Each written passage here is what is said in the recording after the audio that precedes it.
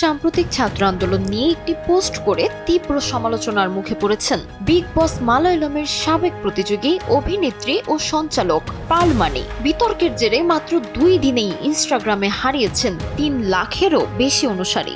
একই সঙ্গে কমেছে তার ফেসবুক ও ইউটিউবের অনুসারীর সংখ্যাও। গত 24 জুলাই ছাত্র আন্দোলন নিয়ে সামাজিক যোগাযোগ মাধ্যমে একটি দীর্ঘ বার্তা প্রকাশ করেন পার্ল মানি। সেখানে আন্দোলনের দৃশ্যকে হৃদয় বিদারক বলে উল্লেখ করে তিনি লেখেন, তার একমাত্র প্রার্থনা কেউ যেন আঘাত না পান এবং সবাই নিরাপদে থাকেন। জীবন ঝুঁকিতে পড়লে ঘরে ফিরে যাওয়ার আহ্বানও জানান তিনি। তবে পোস্টে আরও বলেন, আন্দোলন যেন অন্য কোনো খাতে মোড় না নেয়। আর পোস্টের ক্যাপশনে লেখেন, আমার কমেন্ট সেকশনটি আমার বাক স্বাধীনতার প্রতিফলন। এরপরই তিনি পোস্টের কমেন্ট সেকশন বন্ধ করে দেন। AKS অর্জন করল গিনেস ওয়ার্ল্ড রেকর্ডস।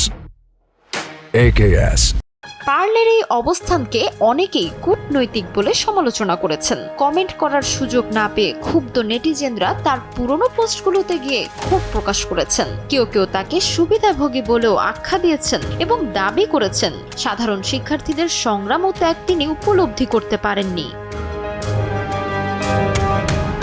বিতর্কের আগে ইনস্টাগ্রামে পার্ল মানির অনুসারী ছিল প্রায় 27 লাখ। তবে মাত্র 2 দিনের ব্যবধানে সেই সংখ্যা কমে দাঁড়িয়েছে প্রায় 24 লাখে। একই সঙ্গে ইউটিউব ও ফেসবুকেও কমেছে তার অনুসারীর সংখ্যা। এদিকে বিষয়টি নিয়ে এখনো নতুন করে কোনো ব্যাখ্যা দেননি পার্ল মানি। তবে সামাজিক যোগাযোগ মাধ্যম জুড়ে তাকে ঘিরে আলোচনা সমালোচনা অব্যাহত রয়েছে।